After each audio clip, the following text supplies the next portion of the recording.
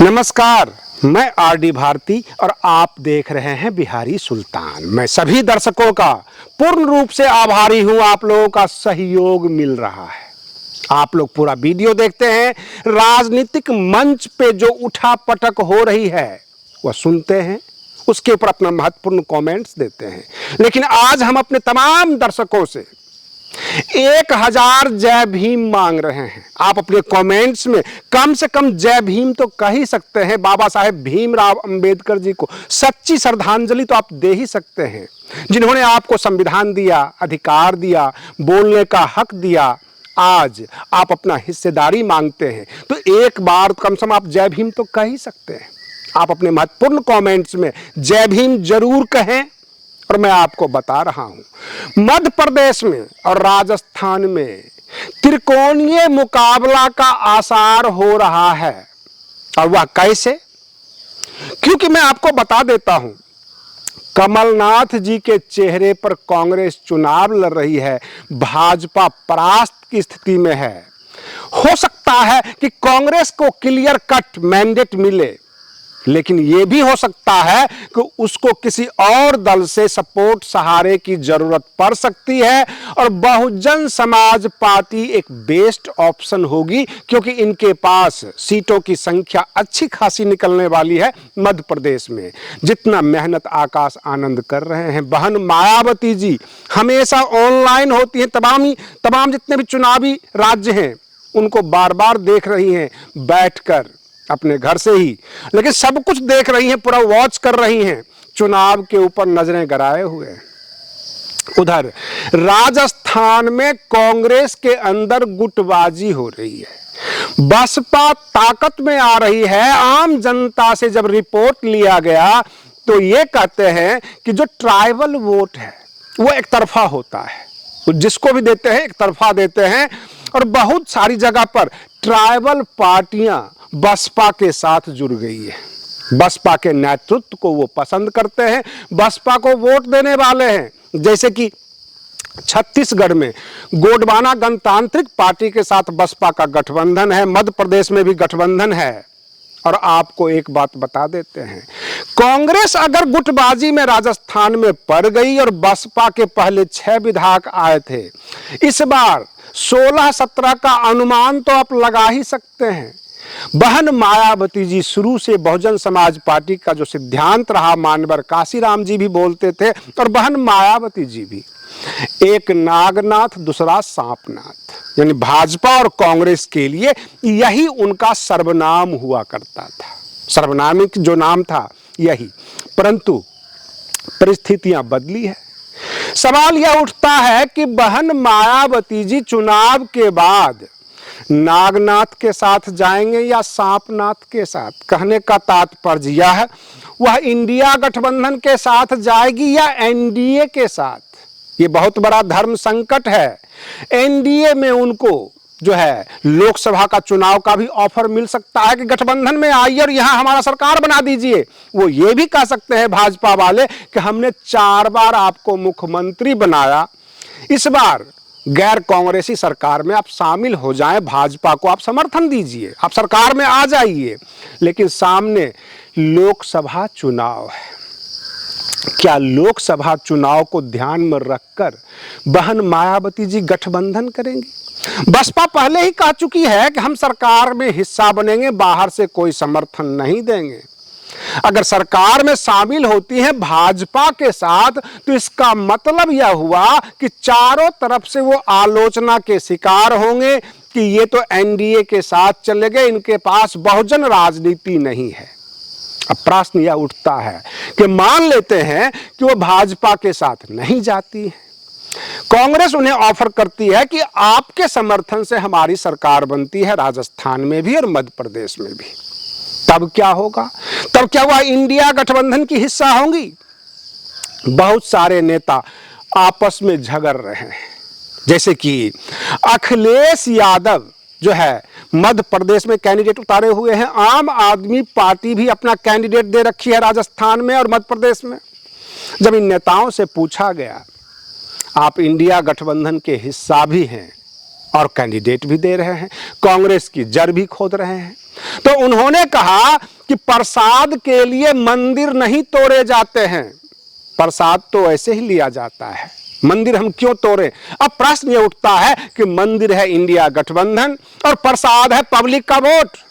और रही बात ये वोट पाने के लिए, प्रसाद पाने के लिए मध्य प्रदेश में भी जोर आजमाइश हो रही है, इंडिया गठबंधन के जितने भी घटक दल हैं उनकी, और राजस्थान में भी हो रही है। प्रश्न यहां पर यह उठता है, एक आइडियोलॉजी को लेकर यह चले हैं, कांग्रेस पहले ही ओबीसी को बड़ा मुद्दा मानकर चल रही है, लेकिन इसका भी खबर मैं आपको आगे बताने वाला हूं कि बिहार से जो राग उठी है, जो मांग उठी है, वह मांग उत्तर प्रदेश की राजनीति को बदल कर रख देगी और अखिलेश यादव जी को भी सोचना पड़ जाएगा, बहन मायावती जी को भी सोचना पड़ेगा कि अब यह राजनीति कैसे होगी। क्योंकि जो बिहार के यादव हैं वो कहते हैं कि 15% अगर सवर्ण है तो उनको 10% जो है इकोनॉमिक आरक्षण मिला है, ईडब्ल्यूएस मिला है। अगर हम 1% ही तो कम है, हम भी तो 14% हैं, मुझे भी अलग से 10% आरक्षण चाहिए, हमें ओबीसी से आप निकाल दीजिए। जब सवाल किया जाता है तो कहते हैं हमने ओबीसी का कुछ नहीं लिया है, हमने जो कुछ भी काटा है सवर्णों से, भूमिहार राजपूतों से काटा है, उनका वोट काटा है। रही बात ये, जो आप कास्ट सेंसस की बात करते हैं और कास्ट सेंसस में जो है इनकी बहुत बड़ी ताकत है, तो ये माय समीकरण राजद के पास बहुत पहले से था, यानी मुस्लिम यादव जो इनका गठजोड़ था बहुत पहले से आ रहा है। और मुस्लिम 17% है और यादव 14% है, और ये दोनों को अगर हम मिला देते हैं तो 31% हो जाते हैं। लेकिन आपको पिछले कई चुनावों में देखा होगा राष्ट्रीय जनता दल को 31% मत मिलता है, ये हाशिए पे आ गए थे। और रही बात ये, तेजस्वी यादव ने जो पिछले चुनाव में युवाओं को जोड़ा, 10 लाख नौकरियां ऑफर की, जो भी उनके मुद्दे थे वो काफी तार्किक थे और जिससे नए नए युवा पीढ़ी उनसे जुड़ते गए।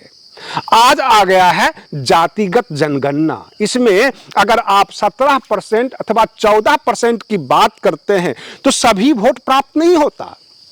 बिहार का अति पिछड़ा और पिछड़ा जो गैर यादव हैं वो गोलबंद हो रहे हैं, उनमें खुसफुसाहट शुरू हो गई है, आरक्षण की मांग भी होगी, बहुत कुछ। लेकिन सबके मन में यह आ गया है कि हम लोग तो कभी कुछ बने ही नहीं, ना मुख्यमंत्री बन पाए, ना प्रधानमंत्री बन पाए, ना हमारा जो है सरकार में कोई जगह है, ये केवल ओबीसी के नाम पर यादव ही क्यों आगे आते हैं। कहने का तात्पर्य यह बगावत का बिगुल बिहार में फूट चुका है और इसका असर उत्तर प्रदेश में जरूर देखने को मिलेगा।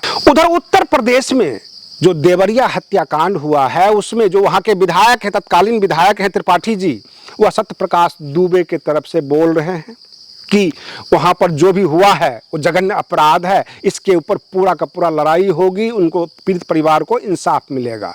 और अखिलेश यादव जी के जो कार्यकर्ता हैं, जो नेता हैं, वो दोनों परिवार के पास गए, सत्यप्रकाश दुबे और प्रेमचंद यादव के पास भी गए। उन्होंने कहा कि पीड़ित पक्ष को जो है मतलब इंसाफ मिलना चाहिए, पीड़ित दोनों हैं, हम दोनों के पास जाएंगे, वो बैलेंस बनाकर चल रहे हैं। आवाज तो यह भी उठ रही है कि जो प्रेमचंद यादव थे वो समाजवादी पार्टी के कार्यकर्ता और नेता हुआ करते थे। कहने का तात्पर्य है हत्या होती है, पीड़ित पक्ष कोई भी हो, किसी भी जाति से हो, इंसाफ जरूरी है, यही मानवता कहती है। कम से कम इतने बड़े हत्याकांड के ऊपर जो है राजनीति नहीं होनी चाहिए। अब मैं आपको बताता हूं कि जो राग बिहार से उठी है, यादवों को 10% अलग से आरक्षण चाहिए, हम ओबीसी का हिस्सा बनकर नहीं रहना चाहते हैं। अगर ये उत्तर प्रदेश में यह राग अलाप दिया गया तो जाहिर सी बात है अखिलेश यादव की राजनीति तो सिमटती हुई नजर आ रही है, लेकिन बहुजन समाज पार्टी के पास SC ST वोट है। इनके साथ अगर पिछड़ा और अति पिछड़ा आ जाता है तो आपको क्या लगता है, क्या बसपा का वोट बैंक बढ़ेगा या घटेगा? या यादव समाज बसपा को वोट करते हैं? बहुत सारे एक्सपर्ट पत्रकार ये कहते हैं कि जो यादव समाज है वो सेकंड सवर्ण अपने आप को मानते हैं, वो दबंग हैं, ये नए नए सामंत पैदा हो गए हैं। यही बात कमोबेश बिहार में भी कही जाती है कि राजनीति में इनके विधायकों की संख्या गिन लीजिए, इनके जो दरवाजे हैं, जो इनका घर है, जो इनका रहन सहन व्यवस्था है, ये किसी सवर्ण से कम है। और यादव भी मुखर होकर यही बात कह रहे हैं, आपको इतनी तकलीफ है तो हमें ओबीसी से बाहर कर दीजिए, हमें 10% आरक्षण उसी तरह से दे दीजिए जिस तरह से आपने सवर्णों को दिया है। और रही बात ये, आरक्षण एक मौलिक अधिकार है। जब से सवर्णों को आरक्षण मिला है तब से ये पता लग गया है कि आरक्षण एक सहायता नहीं, एक सपोर्ट नहीं, यह एक मौलिक अधिकार बन चुका है और हमें भी चाहिए।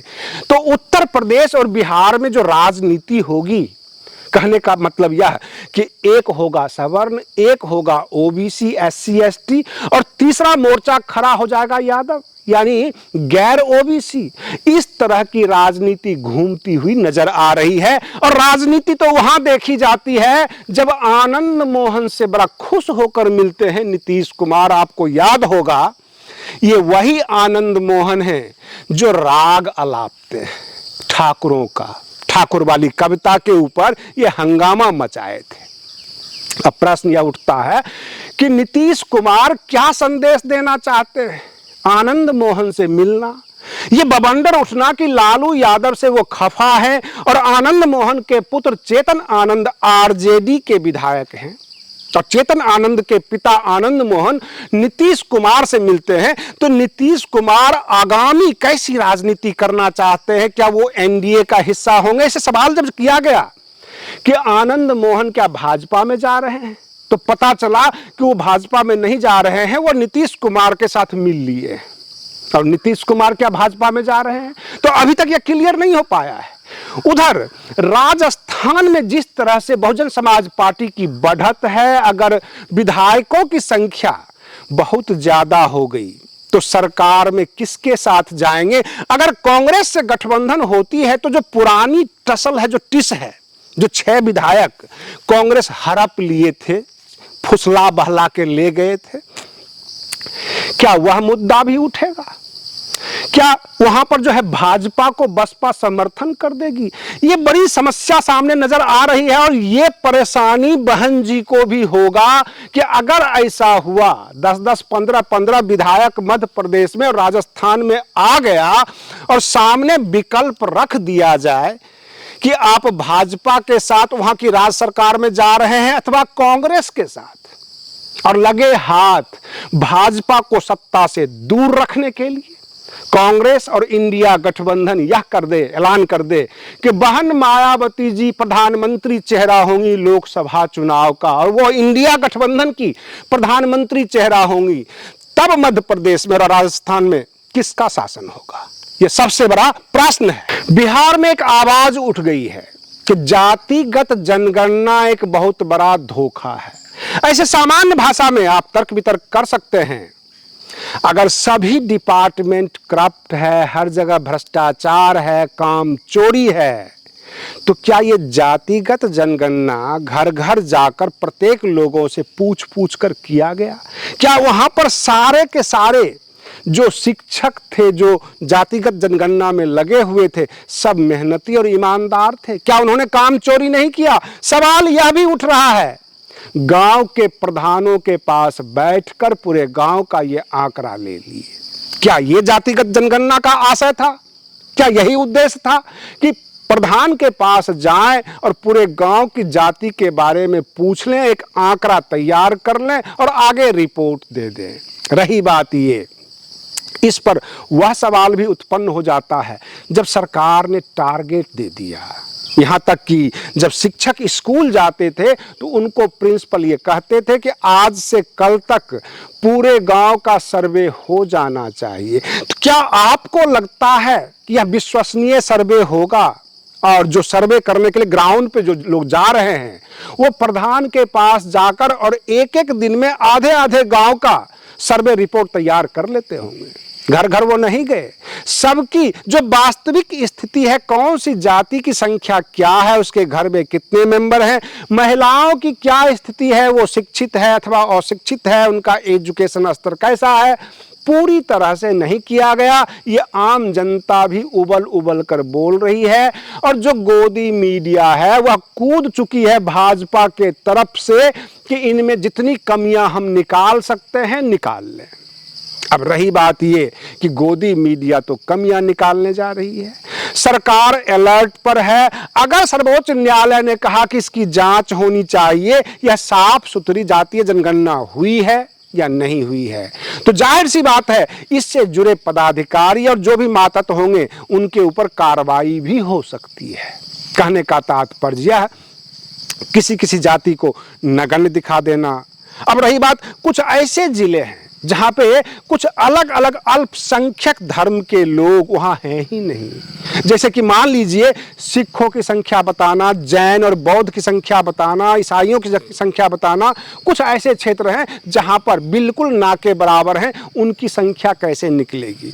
और रही बात ये, किसी एक जाति को बहुत ज्यादा बता देना, किसी दूसरे जाति को बिल्कुल जीरो के बराबर बताना, कहीं न कहीं प्रश्न चिन्ह लगा रहा है। और इसके ऊपर चारों तरफ से जो भी जांच एजेंसी है, मीडिया है और जो इसकी आलोचना करने वाले हैं, सब अपनी अपनी राय देने लग गए, इसकी जांच करना शुरू कर दिए।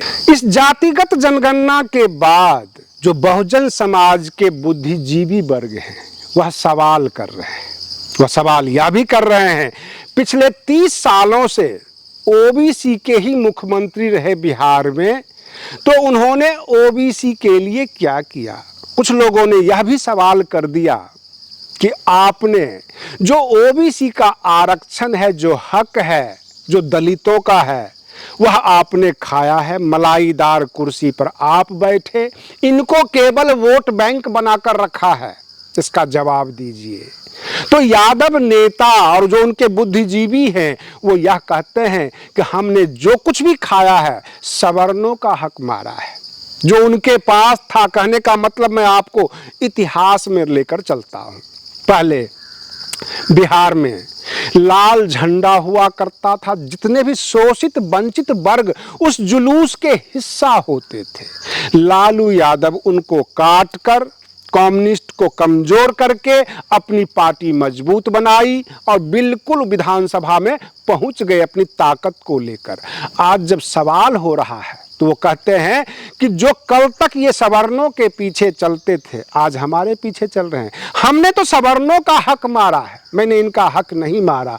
तो पिछले 70 सालों से बाबा साहेब भीमराव अंबेडकर जी ने उस समाज को आगे बढ़ाने की कोशिश की थी, जो सवाल किया था संसद में, संविधान सभा से जो मांग किया था, वो किसके लिए था और कौन खा रहा था। अगर सवर्ण खा रहे थे दलित का हिस्सा, और आज की वर्तमान परिस्थिति में कोई भी पिछले 30 साल से दलित मुख्यमंत्री बिहार का नहीं हुआ है, कोई अच्छा पोर्टफोलियो नहीं मिला है, यहाँ तक जो अनुसूचित जाति अनुसूचित जनजाति का जो निगम बना हुआ है, जो आयोग बना हुआ है, वहाँ भी इनके हाथों से ऑपरेट किए जाते हैं। या तो सवर्ण उनको ऑपरेट करते हैं अथवा ओबीसी में दबंग। नीतीश कुमार भले ही ओबीसी में आते हैं, क्या उन्हें आप दबंग नहीं मानेंगे? क्या उन्होंने ओबीसी के लिए क्या क्या किया? अलग से कोई कोटा दिया, अलग से कोई नौकरियों की व्यवस्था की, कोई स्कूल ठीक कर दिया, शिक्षा बेहतर कर दिया, स्वास्थ्य दे दिया, कोई बैंकों के लिए अलग से लोन योजना बना दी। बहुत सारे सवाल हैं और पिछले 30 सालों में इन्होंने केवल राज किया है। इन तमाम जो वोट बैंक है, जो ओबीसी का अति पिछड़ा वर्ग, उनकी स्थिति वही की वही है। ये केवल इस्तेमाल करते हैं। अगर जनसंख्या का जो गिनती हुआ है, जातीय जनगणना, उसमें अगर वह उभर कर आए हैं, वो सवाल कर रहे हैं, अपना प्रतिनिधित्व मांग रहे हैं, तो इसमें बुरा क्या है? और रही बात ये, बहुजन समाज का एक बड़ा हिस्सा है जो दलित है, जो अनुसूचित जाति जनजाति से अगर वो सवाल कर रहे हैं तो गलत क्या कर रहे हैं? जातीय जनगणना भले ही फर्जी हो, राजनीति से प्रेरित हो, गलत हो, लेकिन एक बात तो हुई है पिछले कई दिनों से, 2 अक्टूबर को जब यह अपलोड किया गया गूगल पर और इंटरनेट पे आ गया, तब से प्रत्येक समाज आपस में चेहरा ढूंढ रही है नया जनप्रतिनिधि के लिए। और रही बात ये, जैसे कि पासवान समाज है, वहां पर केवल चिराग पासवान का नाम आता था। रही बात रविदास समाज जो चमार जाति है, वहां पर अक्सर कहा जाता था कि बाबू जगजीवन राम, उनकी पुत्री मीरा कुमार। आज लोग ढूंढने लग गए हैं कि हमारे जिले में चमार नेता कौन है, और युवा नेता जो बोलने वाला, अपने समाज का हक मांगने वाला। अति पिछड़ी जाति भी अपना अपना जनप्रतिनिधि ढूंढने लग गई है। ऐसे में क्या तेजस्वी यादव और नीतीश कुमार की जो सीट है, जो पटना में पक्के मकान हैं, सरकारी आवास हैं, बहुत सारी सुविधाएं हैं, एक छत्र 30 साल से राज करते रहे, क्या वह सुरक्षित रह पाएगा? सवाल यह है। अब झोपड़ियां भी महलों से सवाल करेगी कि बहुत राज कर लिए मेरे नाम पर, मेरे जनसंख्या दिखा दिखा कर, अब हमें भी भागीदारी चाहिए। आपने गलती बस, राजनीति बस, जो आपने दिखाई है जनसंख्या, सब जाग चुके हैं। कहने का तात्पर्य यह एक बड़ा कदम हुआ, समाज को जगाने वाला कदम हुआ। लोग पूछते हैं कि हमेशा नीतीश कुमार ही क्यों रहेंगे, और रही बात तेजस्वी यादव ही क्यों रहेंगे? यहां पर परिवारवाद है, बोलते हैं लोग। अब हमारे में से, बीच में से जो युवा हमारे लिए काम करेगा वह चुनकर जाएगा। इस तरह का चर्चा का दौर है। उधर भारतीय जनता पार्टी इंडिया गठबंधन के टॉप क्लास नेताओं को उठाकर जेल में बंद करना चाहती है, अपने रास्ते से हटाना चाहती है। पहले आम आदमी पार्टी के नेता थे, मंत्री थे सत्येंद्र जैन, वो जेल में डाले गए। उसके बाद मनीष सिसोदिया, अब संजय सिंह की बारी है। नाम तो हेमंत सोरेन, अखिलेश यादव, तेजस्वी यादव के ऊपर ईडी शिकंजा कसती जा रही है। यानी विपक्ष के जितने भी नेता हैं, इनके खिलाफ पूरी तैयारी की जा रही है कि 2024 के लोकसभा चुनाव से पहले पहले क्यों नहीं इनको निपटा दिया जाए, किसी न किसी आरोप में इनको बंद किया जाए, भ्रष्टाचार का आरोप लगे और कुल मिलाकर हमारा रास्ता साफ हो। उधर भाजपा की टेंशन जातीय जनगणना भी है, 5 राज्यों का चुनाव भी है। उन राज्यों में भाजपा ने अगर अच्छा प्रदर्शन नहीं किया, 5 राज्य में अगर भाजपा हार गई, तब 2024 का लोकसभा चुनाव की तस्वीर क्या होगी? आप भी रहेंगे, हम भी रहेंगे, पल पल की आपको खबर देते रहेंगे। आप बने रहिए बिहारी सुल्तान चैनल पर। हम फिर मिलते हैं अगले वीडियो में, तब तक के लिए धन्यवाद।